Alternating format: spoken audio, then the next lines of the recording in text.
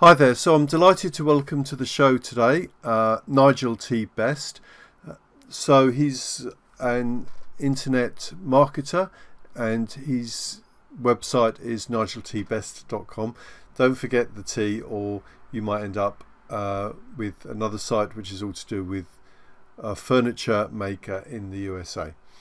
But it's a really interesting show. He's got a lot of knowledge about social media and different types of internet marketing. Chatbots is his latest thing, especially intelligent chatbots you're able to have an intelligent conversation with. So anyway, all will be revealed if you just carry on listening. So let's get on with the show. So it's nice to meet you. I've not met you before, but I came across you on LinkedIn. So I just wondered if you could tell me a bit about your sort of story, how you got to be where you are today and what you're doing at the moment. Keith, great to meet you. Thank you very much. Nigel T. Best. I've got the T to distinguish myself from a carpenter in the Midwest of America who gets an awful lot of my emails, poor chap. Back in late 80s, early 90s, university came out. When I went into university, they said, anyone can get a job doing anything. When I came out, there was very few of anything, sadly. So I found myself in the unfortunate position of becoming an accountant. Me too. I used to be an accountant.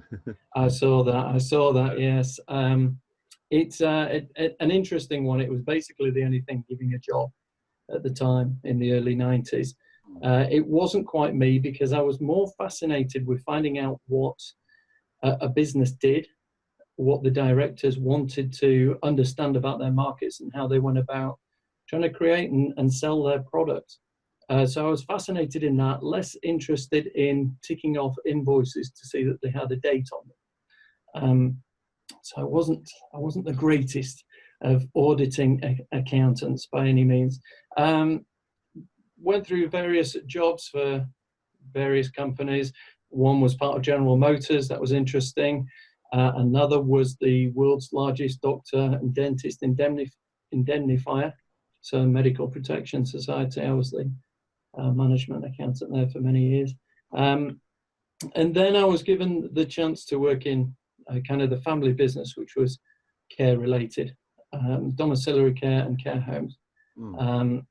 Small sort of thing, but there's over 100 staff. So over the last 15, 16 years or whatever it might be, at times like this, it feels like 15 or 16,000 years I've been working there.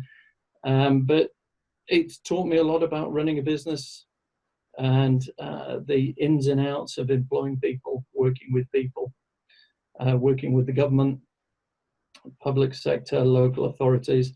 Interesting bunch. And it's then from someone who, when I think back to it, I couldn't understand the reason anyone wanted a mobile phone. I thought that was outrageous. You know, where it was in the hallway. I don't know if you remember, Keith, when it was in the hallway. And the phone rang, and if someone was there, that was great. If no one was there, you couldn't leave a message, and you'd no idea anyone had ever phoned. It was perfect. So I was very much, what would anyone want a phone that they carried around with them? I thought that was a strange thing. And that I kind of got converted. But then when it came to social media, again, I thought, what was the point of it? But probably about 3 or 4 years ago, got involved for the dark side, or maybe false, which is the ability to market to anyone, anywhere. And I've spent about 3 years helping coach people with social media strategies and things like that. In terms of other things, got involved in some property investing, developing, becoming a landlord, which again opens things up to a different range of people and different issues. But in a nutshell, there we are. That's why I'm here now. Okay, and you're based in the north of England somewhere, are you? Yeah, Yorkshireman. I'm a Yorkshireman. Oh yes. Hey, no finer place for a lockdown, surely. Okay. Oh, great. So So most of your business is to do with coaching, is it? No, most of it is the business of the care side of things and Care property. side. So this is and property. Okay, so yeah. Yeah, Coaching care and property. side. And then, yeah, the coaching, I've been involved in a group helping as one of the main coaches for the VIP, but that then got relocated at the back end of last year down to London. And I didn't want to travel to London Right. on a regular basis. Well, So, you were no, working. I just help out people now on a more of an ad hoc. So you were working Yeah, so I was like a with coaching organisation. I was with a chap called Paul O'Mahony, You're breaking up a bit. um, So what's the name? Paul O'Mahony. O'Mahony. Yeah. See, I think I've Uh, come across him. yeah, he's a great guy, Irish guy, Yeah, been very much involved in Twitter, yeah. I and went to then school. and then working online. Yeah. So I've been with Paul for it was about 3 years, and then Okay. because he was living abroad or had started living in Ireland and overseas, London was a better base for him Mm. to do his coaching. So when So, it moved there, sadly, I didn't wish to do weekends in London. okay. What did you do with him? So was he doing the coaching, or were you employed as a coach, or how did it work with him? Yeah, I was employed as a coach. So So I used to do Facebook ad strategies and business, how to start up businesses. okay. So when it hold like a weekend or something, you would do like one segment. Yeah, it would. It used to be Wednesdays and Thursdays, Yeah. which was great. Fairly flexible with my time. Could go down and help there, and there were various sessions. There were kind of 4 sessions with anything up to sort of 40, 50 people. Yeah. And then we'd break out into groups, and I'd sit down with half a dozen people and go through Facebook ad strategies and helping them understand how to market their business. Okay. Yeah, because a lot of people don't have any idea really, do they, about how to do Facebook ads? They just Well, yeah. Do you know what, post Keith? and see 'em. I'm sure you've noticed it as well, Keith. But it's people think, right, hang on. If I use Facebook ads, then all the principles of marketing can go out the window, because as soon as I'm using social media marketing, it must work. Yes. And people are horrified when it doesn't. And you kind of look at it and you go, well, would you buy what you're advertising? And they look at you and go, no. So well, why would anyone else?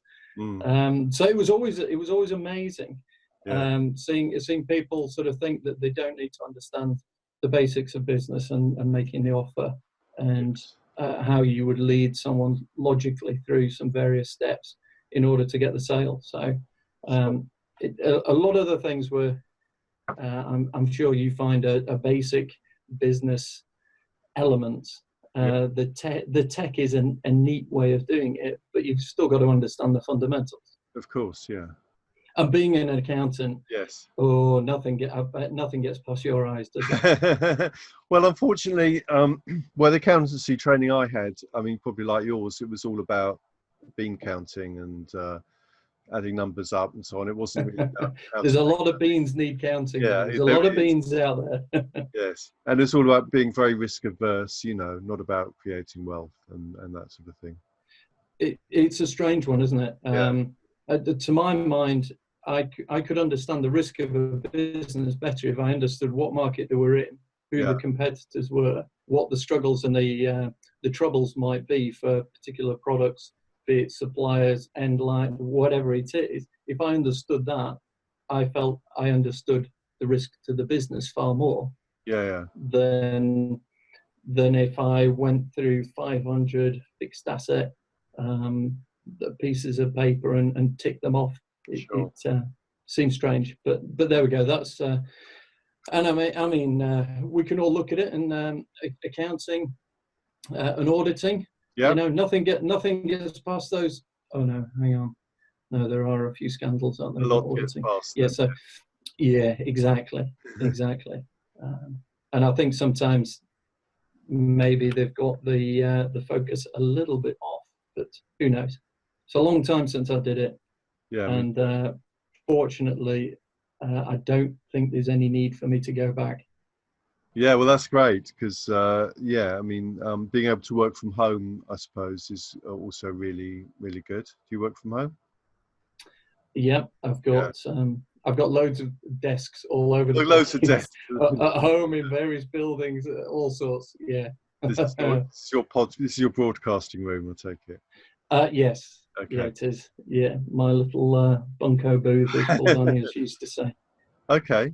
So, and I like that little on-air sign you've got at the back. So, just in case anyone didn't know. Hold on 1 second. Okay. Look at this. Wait for it. I can just see. Very good. You, Very good. you see No it? expense spared. I can see the No. on air. Yeah. There we go. Very, There very we go. Yeah. That's great. So, so I just wanted to have a look at some of your, well, what I could see on the internet. So this is obviously your LinkedIn page and your Navigator page, and then this is your main website, is it? Business Profit Club? No. Or is this an old one? Therein lies a tale. Okay. Yeah, it was something that I met up with a couple of guys. Yeah. And we looked at doing something together. Yeah. And we even did a podcast episode about partnerships and the pitfalls of partnerships. Right. Well, before the business even got going, one of the people stole the idea that we'd come up with and started doing it himself on the side without telling us. Right. So, yeah, there's a lesson in starting a business. Always be wary of partnerships. Well, I've been since I've been into internet marketing, which is a long time. I've always been extremely suspicious of people stealing my idea and never really saying what I was thinking, because basically anything can be copied on the internet. You can see people's exact strategy and reverse engineer it. So that is the main reason I think I got into personal branding, because they can copy your idea, but they can't copy you. And especially if you create a lot of content. I mean, I've seen that talked about as having a moat around a castle, to sort of defend the castle by having all this content that people consume and they sort of buy into your brand and your personal brand and you. So, so that's where the direction I'm going at the moment, which is why I sort of started. Absolutely right. People, yeah. Yeah. I couldn't agree with you more. No one can do it like you do. Yeah. Be it good, bad, or indifferent. And people will be attracted to working with you because of you. Yeah, sure. And that's fine. But yeah, it was interesting. It was a clever idea. Yeah. And it's very easy to, in this digital world, to take things and move it on. So you can tell us the idea now that you're not involved in it anymore. Can you? Yeah. So the Business Profit Club. So there's the three of us. Yeah. Myself and Si. Yeah. Still very good friends. So I'll leave it for you to work out who the other one was. And so we had what we thought was a good combination of skills. So I'd got business experience. We had videographer and tech, and we had sort of chatbots and marketing. And we thought that was a good combination in order to put something together. Yeah. It was, and it was very clever what we came up with. But then, as I say, it was almost like a self-fulfilling prophecy. It was our podcast episode about partnerships. Right, that's a pity, isn't it? A great pity. Oh, yeah, it is. I mean, I'm doing something else at the moment, which is not within that, but is it a partnership? Artificial intelligence and true AI conversations, which is very exciting. But I mean, I don't want to put people off from partnerships, because I think they are extremely valuable and useful and very powerful. But you've got to I think possibly we didn't know each other well enough for long enough before doing that partnership.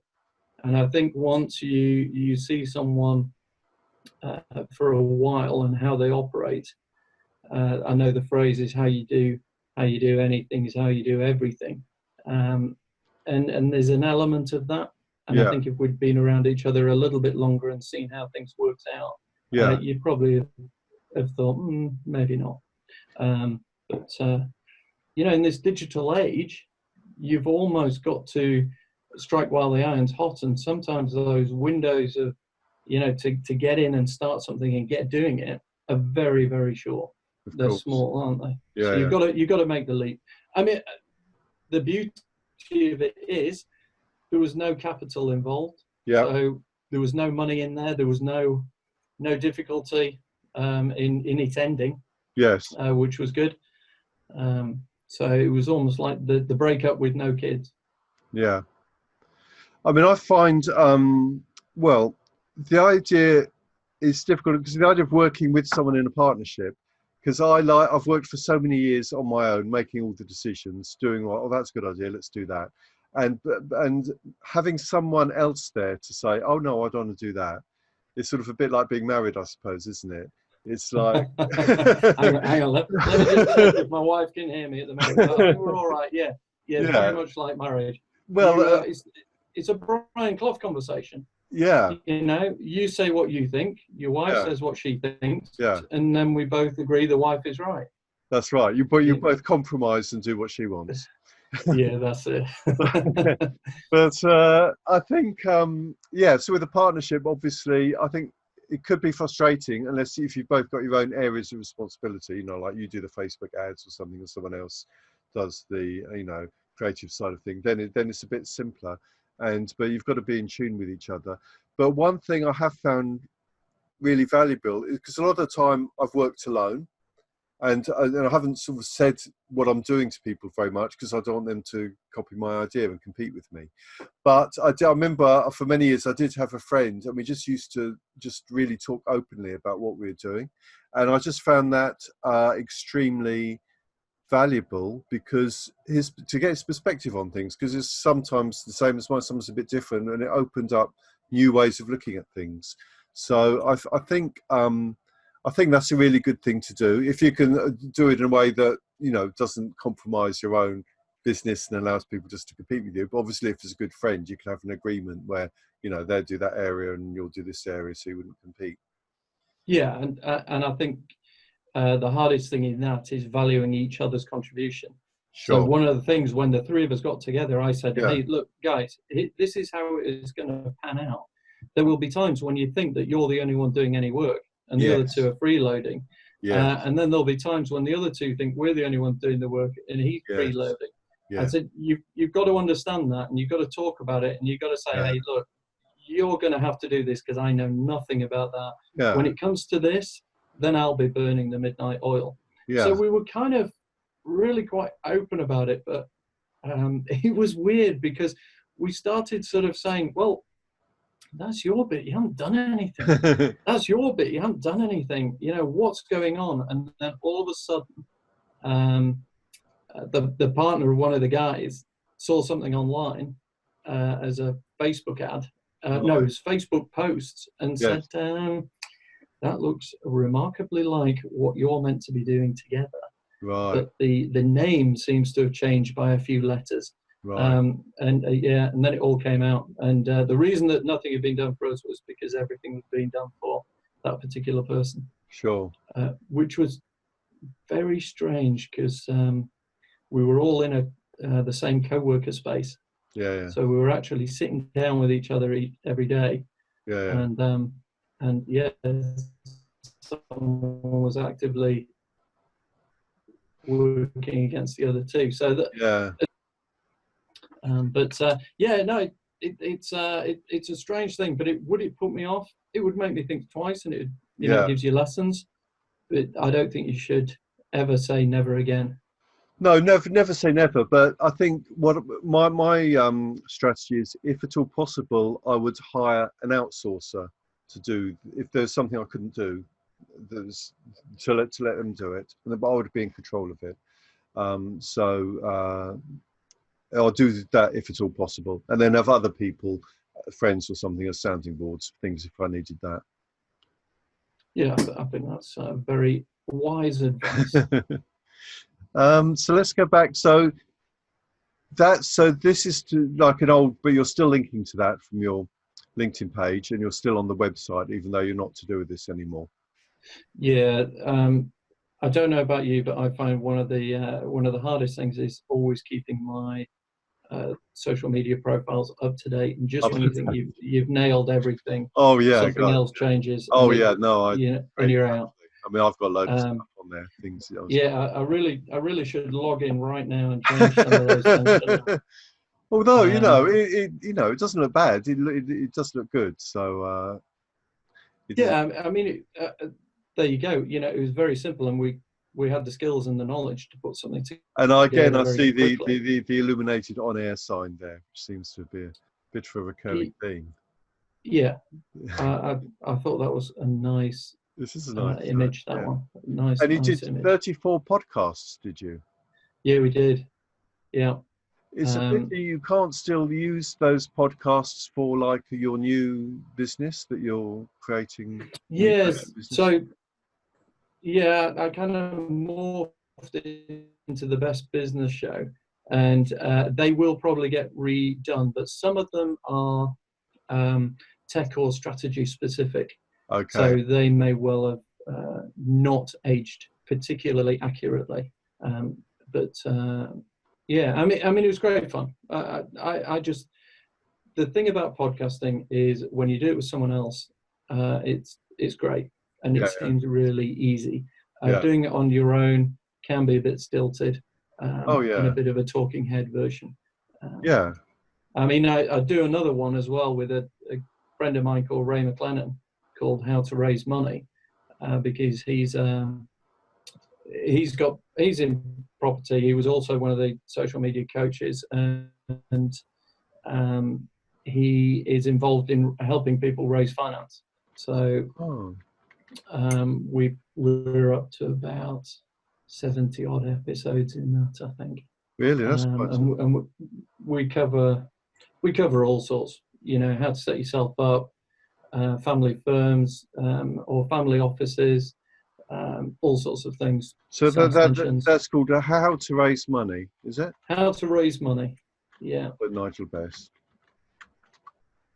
Yeah, it should come up on .co.uk. On Apple. Yeah, so that's the podcast, yeah. Okay, so these are from now here we go. I'm getting my defense. I'm going to get my defense in early here, because Ray is in charge of that website, and I keep telling him it needs updating. Yes. If you went to Spotify, Apple Podcasts, whatever, you will find us there. Yes, because that's how people find podcasts, isn't it? It's from the Apple Store, not from the website. Well, yeah, I'm guessing people. That's how I find them anyway. Just on my phone. There we go. So. Oh, there we go. Wow, it's a totally different story. Yeah, 73, 10th of June. Can't get more current than that. That's 3 days ago. Okay. Yeah, that was an interesting one. It's basically myself and Ray whinging about the world was that episode, and railing against all sorts of things. But in it, there's an awful lot of very good advice. Ray, at one point, was a solicitor, now involved in raising finance. And he's got 140 odd million, I think, lined up for deals coming up fairly soon. So it is serious information in there, as well as us to trying to stay serious for as long as possible in each episode. So most of the comments about the show sort of go, some good information, but their humour's a bit dated. Yes. It probably like both of us, but it's good fun. But as I say, doing a podcast with someone else is great because you can spark off each other, and it's quite good. Yeah. And the call to action here is get Ray on me through social media at Nigel Best on Instagram. So that's the next step. They listen to the podcast, they like the podcast, they want to find out more, and then they go onto Instagram, do they? They can do. I mean, one of the things that Ray's got, he's got, I think it's raisingangelfinance.co.uk, and in there is a method whereby you can put down on a spreadsheet any sort of deal that you feel you need financing for, and then that can be done. I tend to write the show notes, and I tend to be fairly, should we say, bored at the point of writing show notes or finishing off show notes. So, but the intention is people come to this site, is it? No, what would we like to do? No. The intention really is just to give some great content to people and raise their awareness of some of the things that they can do. Yeah. If you want to come to raising money, and look, there's one of my Instagrams that I started up very recently. Yes, and that's your little dog, is it? Yeah, a Chihuahua. A Chihuahua, okay. I've got a Shih Tzu myself, so I think dogs are great. I think they're really amazing. So that's great. So there's various things on there. So one of the other guys on the social media coaching that we did, a guy called Jake Adam Davey, I told him the other day, I said, right, Jake, you're going to get my Instagram going, and we're going to record it, because he does a podcast as well. Okay. Called the Influence Podcast, and he's very much into Instagram. And I said, right, okay, we're going to do this. You're going to show me how to do it. We're going to do it as a podcast, and we're going to put it out there. Okay. And and we'll talk about how he can potentially help me out with the AI in terms of being involved in that. Okay. So Keith, this is kind of it's like you prodded an octopus and all of a sudden you've seen the legs going out all over the place. It's very interesting. So what's your main, like nigelbest.com? Is that your main website? Or Nigel T Best. Nigel T Best. Sorry, Nigel T Best. Yeah, because put in Nigel Best, because this guy in America in the Midwest, he makes some what look like gorgeous bits of furniture and things. And I've actually emailed him and said, look, I'm really sorry all the people keep sending you emails for me to you. And the only reason I found out about him was because he'd started replying to people saying, I think you got the wrong Nigel. Right. Yeah. But look at that. I bet it's extremely expensive. Just looking at Nigel Best's website, and he's doing some wonderful carpentry, joinery, bespoke furniture type thing, isn't it? It looks great. Looks really, really impressive stuff. So, yes, you need the T in there. They need the T, yes. So and then you get and then this bundle. Grab the best business bundle and start your business today. And 50% of profits will go to care homes. And then, so what do you get for this? You get a email sequence, social media. Just like a tutorial? There'll be combination of written or video explaining which social media might fit your business. So the style of the social media and the style of your business. Website wizardry, some of the elements that you should have in your website. YouTube template layout, which would be how to frame any YouTube video that you might want to do, or the video that you're going to put on your website. Some marketing, just again some stuff that we were talking about before that everyone seems to forget about when they're doing things. Some elements there, software. So one of the things you're breaking up a bit. Find you clients that they tend to say, Keith, do you find with clients that people tend to get stuck on the most ridiculous things and they can't get beyond it? Yeah. And it holds everything up. Yes. So for me, one of them was logos. And another one was which bit of software to use. And so one of the things I've got in here is, right, look, there's probably 50 products that can do it. Yeah, yeah. This one, though, I know will do it, and I've used it. So to save yourself a lot of time, just go for this one, sort of thing. So there's elements in there, you know, as to things to speed things up for people and take that sort of overwhelm or confusion out. So a lot of that is very easy to implement very quickly. And the idea with the care homes is, you know, with the coronavirus, COVID-19, care homes have been hit very hard. Of course. We have. And so it was a way that I thought, right, okay, I can, you know, use some of my skills to potentially help care homes across the country. Okay, and I notice you've got a section on funnels here. What, why, and how funnel creation. Yes. That's an info product about funnels, is it? Yeah, explaining, you know, what they are, why you might need one. And is it about ClickFunnels? Or no. No? So no, it's any type of funnel. Yeah, it's an explanation as to what they are, how they work, but also then I've used ClickFunnels, I've used Kartra. Yeah. And so, yeah, again, it's here's one, you can do this, here's another, you can do that.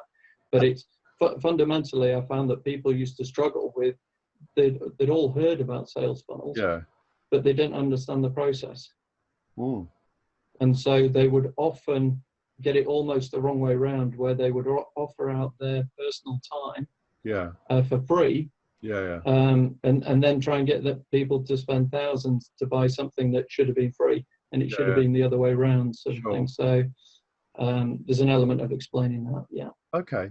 And have you heard of Groove Funnels? I have.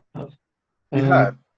Yeah, that's the guy who did Kartra, isn't it? Yes, Mike feels the same. So if you go, I wouldn't have known his name, but yeah. You go to my site, keithgriggs.com. You see here it's got free funnel software. And if you were to click on that, and there's a video of me talking about it. And then if you click on that, keithgriggs.com Groove, you go to Groove Funnels. And I mean, if you go through that, then I have affiliate commission. So, you know, I'd love people to do that if they want. But basically what it is... Yeah, quite right.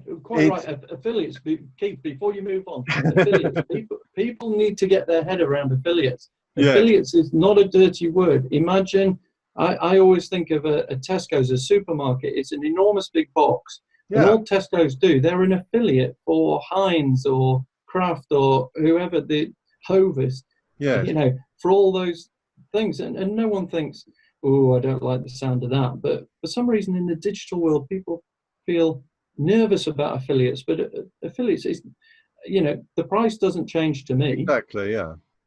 But you get a little bit of a thank you from the company for introducing someone to it. Exactly, which is the whole point of doing stuff like this and producing valuable content to help people. You know, ultimately, I have to get some money back myself at some point. So this is one way I can do that.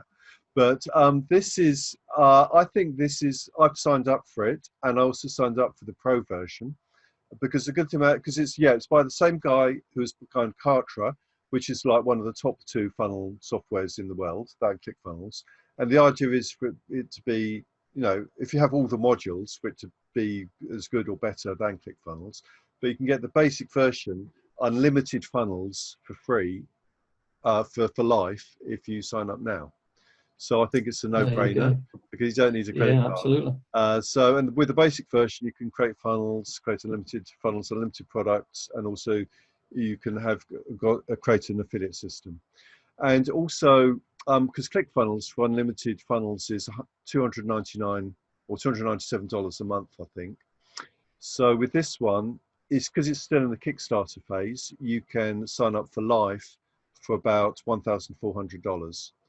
which when you think of, if you're with ClickFunnels, you're paying $300 a month, that's about sort of 5 months. And then instead if you do this, you've paid it for life. So I signed up, so I paid that myself, and I've signed up for life. And it's not all launched yet, a lot of it's rolling out in July. But what gives me confidence is this guy, Mike Filsaime. I've heard about him for 15 years. He's like one of the top internet marketers, and he was behind Kartra. So he's doing this. He's got his whole reputation behind it. So I don't think he would give us a shoddy product. So anyway, so I just thought I'd mention it anyway in case it's good mention. Good, yeah. So I saw the word funnel on the mentioning. Time I see the word skills funnel on the mentioning. Yeah, absolutely. I mean, it's the thing about that is, if you've got a piece of software and you're using it and it's working for you, then why wouldn't you? If you've read a good book, you always, a friend says, "Oh, are you reading anything at the moment?" "Oh, yeah, you ought to try this." Then someone will try it, and if they like it, the next time around when they say, "Have you read any good books?" they will jump all over your recommendations. Yeah. Because you've built the trust on it, haven't you? You've proven that your recommendations are good. So that's really interesting. I love finding out about software that's early stages. Yeah. Because they need the money. There are people out there who use things like they need the money to develop it, so they need that's why they've got this special deal at the moment. Absolutely. I mean, I know people who got Kajabi when it was first coming out, right? And they got it for kind of $50. Wow, or whatever it was, and wow. now it's $130 a month. So I know, yeah. If you're aware of these softwares that are coming out, then you can get some amazing deals. Not all of them will come to fruition. There's a slight element of risk, I agree, but the upside is in my opinion is greater than the downside, much greater. Yeah.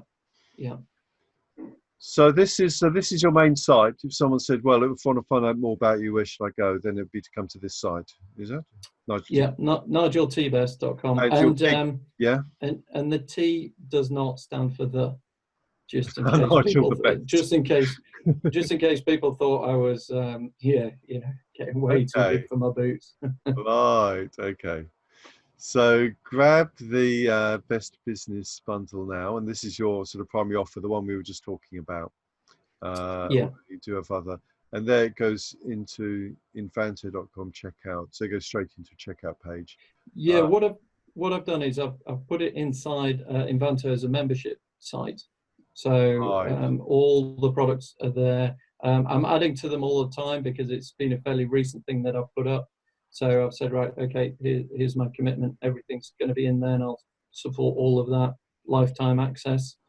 But it was an easy way to host everything because membership sites are important for any business. We're living in a world now which is moving to the subscription-based model. And, for anyone out there with a business, you really want to think of a way that you can have your customers subscribe to your products or service. Definitely. And this one is, I'm interested, I couldn't find that page I was on before, is you have to do /bundle to get to that page because all the others just go straight to the checkout. If you look at the top, I think bundle one of the pages. Well, that bundle is that page, yes, but I happen to see that on, I think, your Instagram. But yes, I think the link is straight to that bundle page. Yeah. Okay, that's interesting. But this is not a membership site, is it? This is just a one-off. It's a one-off, but it's hosted as if it was a membership site. So you would go into an area within there which you a bit like you would a course if you were doing a course and you have various modules. Yes, it all sits there. And of course, once they get that, then they'll be presented with other offers, other upsells, and other ways of working with you. Yes, when I come up with them.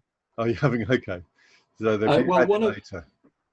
One of the things is certainly onto a monthly membership scheme, and that would be a combination of drilling deeper into each of those elements on a monthly basis, along with live sessions, Q&As, and that sort of thing. So it could be latest strategy, what it means, something like Facebook Shops or anything that's coming out. So some of the social media platforms at the moment, the way that they are looking to change their advertising and ability to get in. So and everything that they're doing, it is incredible how fast that is growing. And I think that must have accelerated during lockdown. With people spending so much more time in front of screens. All sorts of things are coming out at the moment. LinkedIn's changing dramatically. Instagram's changing hugely. You've got the rise of TikTok and various others. Facebook is changing with their emphasis on Facebook Shops, and which is there to help the physical product market at the moment. So suddenly not the digital product market. And then you've YouTube as just continues to grow dramatic time to be, and all the marketing channels that you've got. So the primary marketing channel you use for this, is that going to be Instagram or? Instagram's a bit of a. I'd like to do it just simply because Instagram seems to be one of the hottest at the moment. But I'm curious about that. No, in essence, I do enjoy my podcast. I've started my YouTube channel, which is The Best Business Show, and I'm enjoying putting videos out there as well. So slowly, as I sort of develop all these things, then they will all come back, and there will be a cohesive end result. So yeah, it's I think I've started recently, and I'm up to about maybe half a dozen subscribers. It's all exciting stuff. I know. So The Best Business Show is my YouTube channel. How can I find it? So I'm on YouTube now, and I'm searching The Best Business Show, and I don't think it's coming up. Maybe I should put your name. How dare it? How dare it? Nigel Best. I'll put Nigel Best. Nigel T Best. Nigel T Best. The Best Business Show. It's one of the advantages of having the surname Best, isn't it? You can use it in many ways. There you go. Yeah, so that second one down. Second one down. There you go.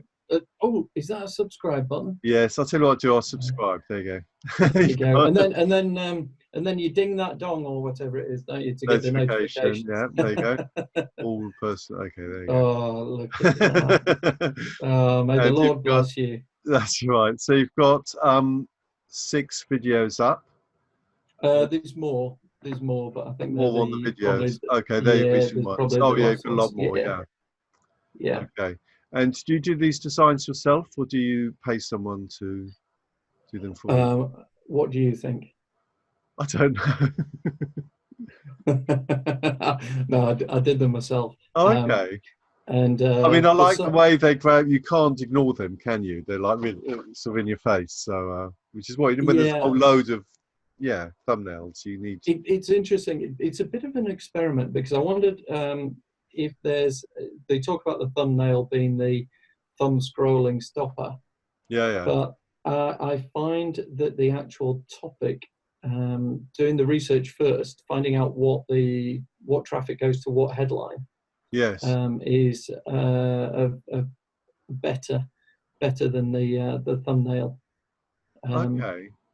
And possibly a combination of the two. So a couple of the ones that are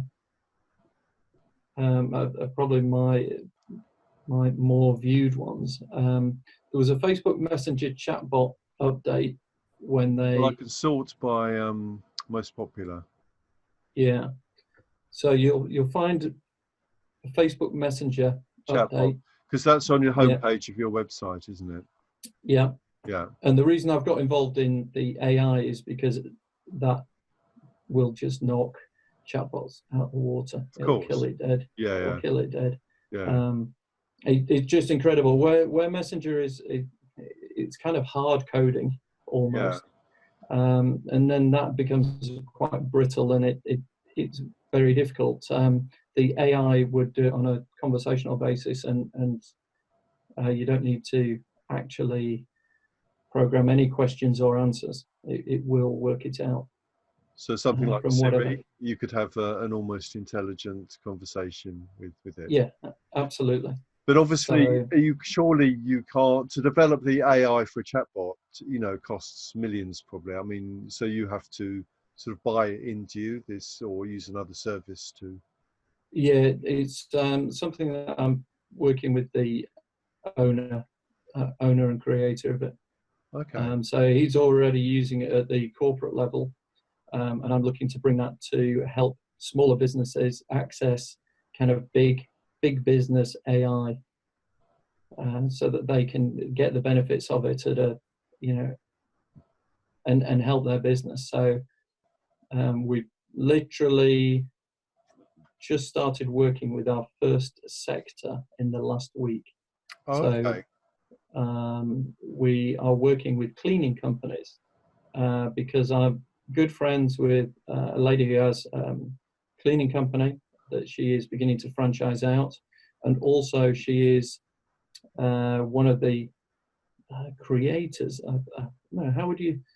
They started a new cleaning association, and they've already got 600 cleaning companies within that association, and so we're working with them at the moment to understand the pain points, the problems of cleaning companies, and how the AI would be able to help them answer queries. So it's like anything. If you've got a business that's 9 to 5, how do you answer queries outside of those hours? Yeah. And you either pay for a service that effectively just takes a name and number, Yeah. and you call back the following day, or the person moves on to another company, don't they? Yeah. They don't get the answer and they move on.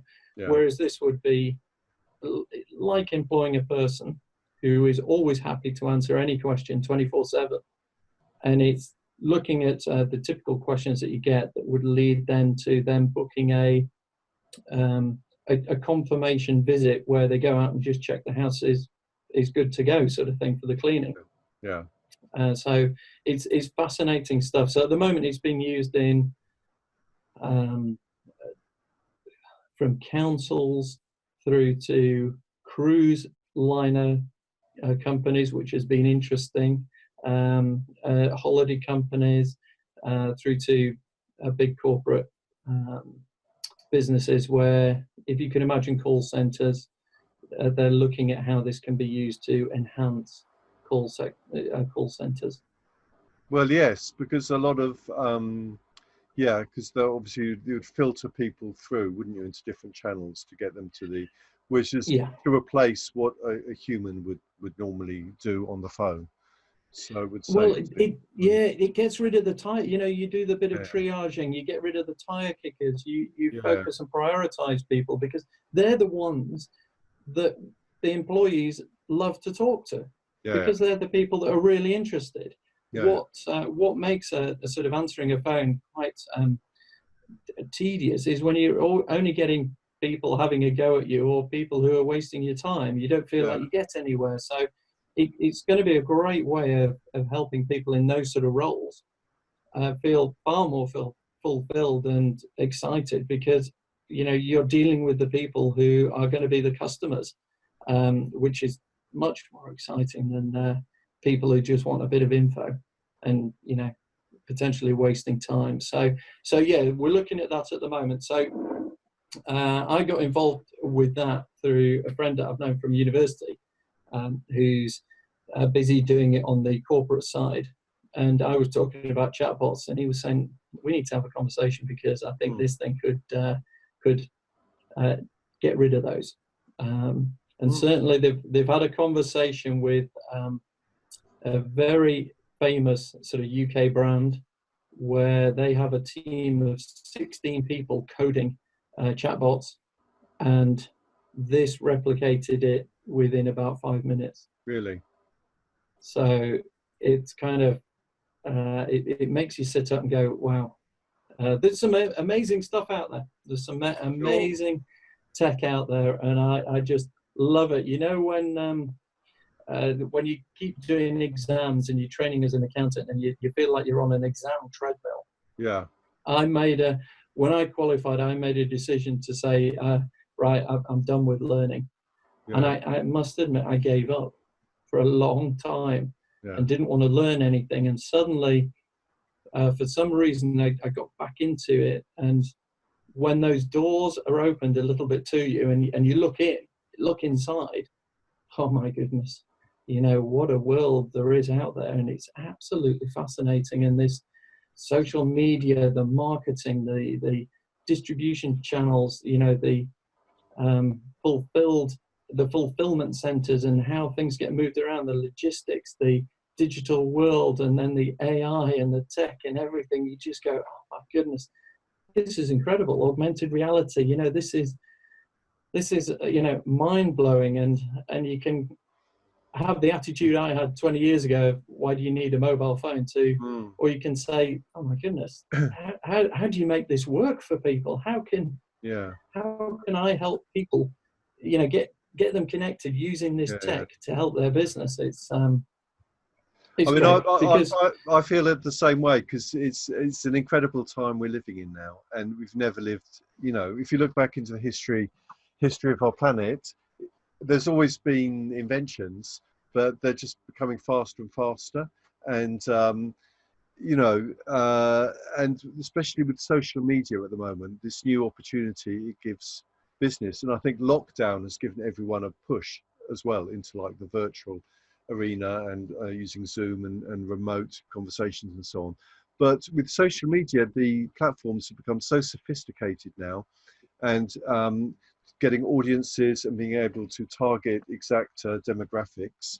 And I'll just show you something that I'm doing at the moment, which I'm finding really good, which is to like have two tiers of my social media advertising. So what I do is, like on Facebook, I do all these videos, and like this one here, what would I do if I lost everything and had to start from scratch? I spent £100 basically boosting it, and I got 26,000 views. And the reason I did that was so that I could then get a warm audience in Facebook.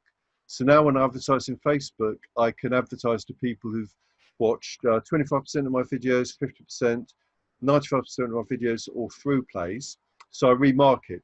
So this pure content I give just to anyone who's interested in, you know, people like Tony Robbins, Robert Kiyosaki, internet gurus, and that sort of thing. And then I retarget with other adverts which have got more of a call to action. You know, buy my products. You know, why don't you get Groove Funnels, or you know, sign up for my list or whatever. And if you look at the cost per click here, it's very interesting to see that the people who've watched 95% of my videos, the cost per click is 17 pence, whereas it's 32 pence if they watch 50% of my videos. So I think that's fascinating, and we wouldn't have been able to do this years ago, but we can just become more and more sophisticated in the way we target people, communicate with people, and draw them into our funnel. Keith, that is such a great strategy. Yeah. That kind of two-pronged approach. I've done it over the last few years. Yeah. You put videos out there, and then you park your ego to one side and just say, all right, not everyone's going to watch it, but retargeting 95% viewers. So watch 95% of that video. Yeah, they are ready. They are ready to know more. And if your next thing that you put in front of them, like you say, talking about something that's free, that looks great, you know, on the Groove and the sales funnel, people are going, well, that seems like a gentle enough step to take. You know, I'm happy to do that step, and it's a great way of doing it. that video strategy, you can keep it really broad as well in terms Yeah. of your targeting, because let's face it, we can dive into the Facebook sort of targeting, and we can think we're being incredibly clever. The trouble is, we are being shown about out of 5 million different touch points. That I agree. Facebook will find the people and then retarget them. Definitely, yeah. And then that's just Facebook, and there's all these other platforms as well. You can start. No, there isn't enough time in the day, is there? There isn't enough time in the day. I literally cannot get enough hours. I'm looking for the 25/8 of something, but so far I can't find it anywhere. I'm stuck with 24/7. Yeah, I was going to dabble with Instagram myself, but I decided most of my potential clients, it's not the right demographic for them. So, and also it's a bit different, isn't it? You can't just, you have to sort of do more visual stuff, pictures and so on. So Yeah, I decided mean to do the that. thing that the thing that I thought would be useful, because I'm a devil for wanting to know how something works, just so then when I do outsource it or give it to someone else or ask someone Yeah, else to do it, I'm able to manage the process because I understand what they should be doing. You've probably found with people that they've gone out to an agency, a social media agency. yeah, I've asked people who spend thousands a month, and I've said, okay, what's the outcome? What were you asking them to do? And they kind of look at you and they go, well, I'm not really sure what I asked them to do. yeah, I said, well, they're probably doing a good job then, aren't they? And they went, well, I don't know, what's a good job? I said, well, yeah, how many sales have you got from it? yeah, And they turned around and they said, well, to be honest, I don't think we've got any. yeah, yeah, I said, well, you can't really blame them, because from what you're telling me, you don't even understand what you want to do with yeah, it, to ask them how to do it in order to get them to do something for you that you actually want. And they kind yeah, of went, yeah. And I said, really, you should spend £1,000 instead finding out, what everything is. Don't then feel you have to do it yourself, yeah, but at least then you know what to ask someone to do for you. yeah. And in some ways on the Instagram, I want to do it as a bit of a crossover with the podcasting and YouTube. And the beauty of Instagram being the marketing and the advertising platform, the ads manager is kind of, your way around it. Sure. So if there was a need to do it, I could understand what I want someone else to do for me. Yeah, And I could check the metrics and the analytics, like you showed me there with your two-strand strategy of put the video out there and then retarget people who've watched a certain percentage. that's right. When you understand that, you're in a much better position. I think so. Yeah. So you've got it on screen there. Well, I'll just show you my audiences. You can see here that I've got people who've watched 95% video views. I've got 1,200 in that audience.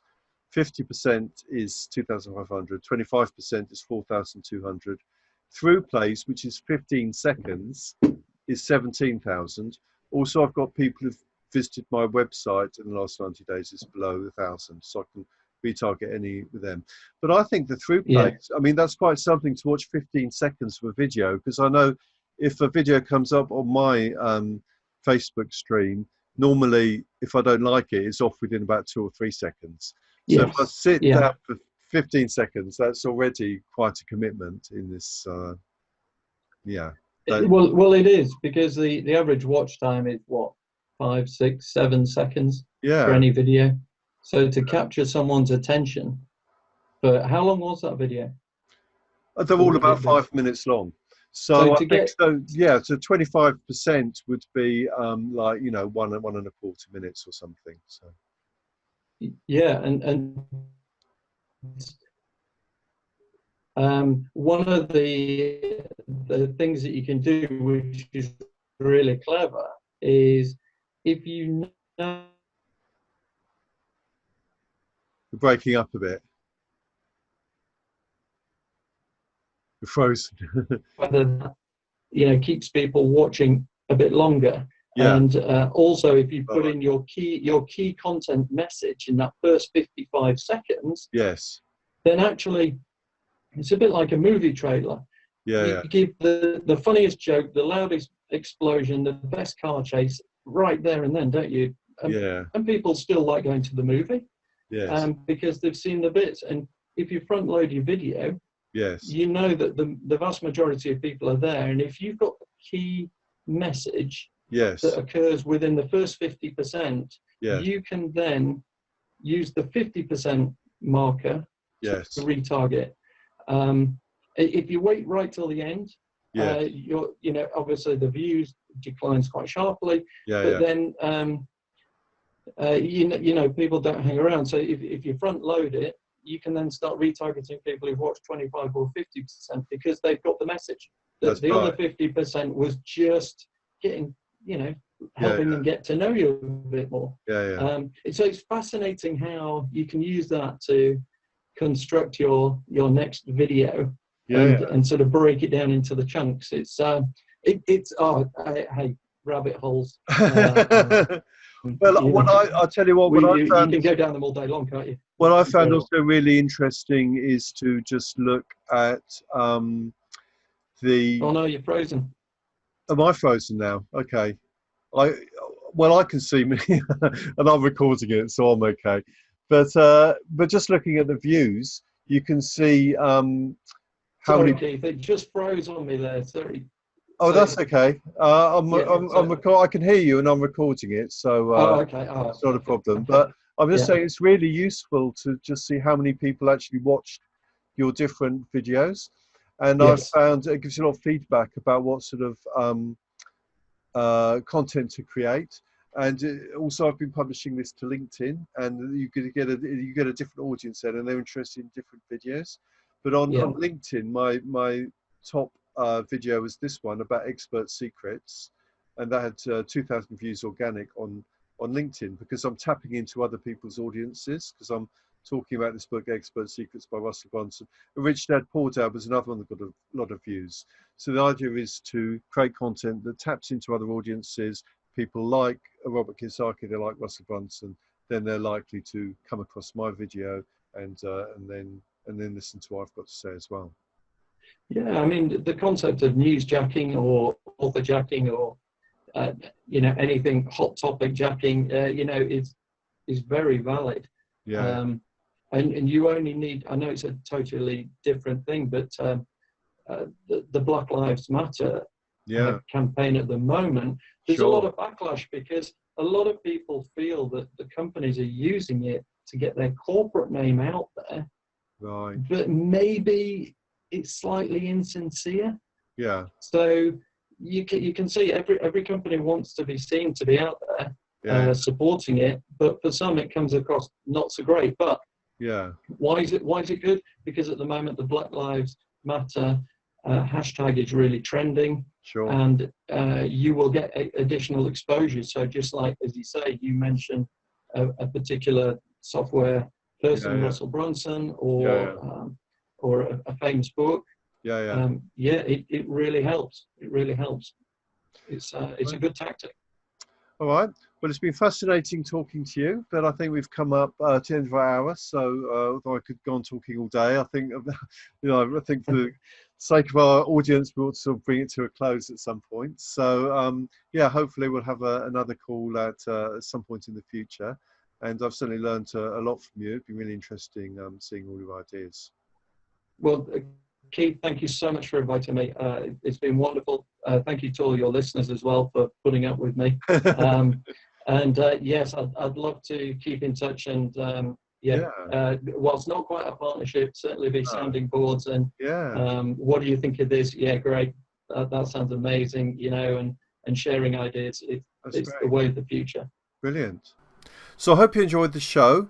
If you want more information about what Nigel is doing, or if you want to contact him, go to his website, nigeltbest.com. Or if you want more information about me, what I'm doing, or to contact me, go to my website, keithgriggs.com. Look forward to seeing you soon. Bye for now.